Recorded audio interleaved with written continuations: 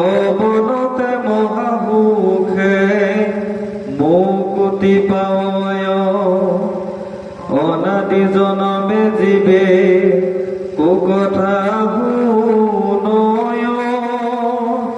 তার মন কণে পথে বান্ধিয়া বাসয় অবতার চরিত্রে তাহা কবি নাশয় মিলে মহোদয় কৃষ্ণ পদে রাতি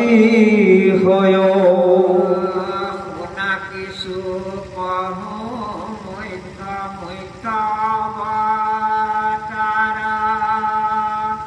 জগতৰ লোকে শুনি ৰূপ সংসাৰ এহি বুলি প্ৰেমে বিধি কহিবা কলৈল পঞ্চশয় 2 অধ্যায় কথা গৈল নম নম কৃষ্ণ প্ৰভু করুণা সাগর মুখ নিজ দাখ বলে ধরা দয়াময় মোর সম মহাপাপী সংসারতে নাই তুমি সম পাপ হার কহিতো নপায় এতেকে হৰণ লৈলো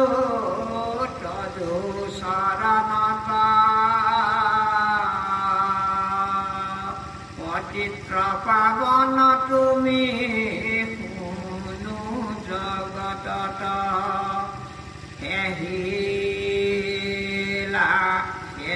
লাগে তাকে কৰা তুমি পূৰ্ণ কাম সামাজিক লোক ডাকি ফুলা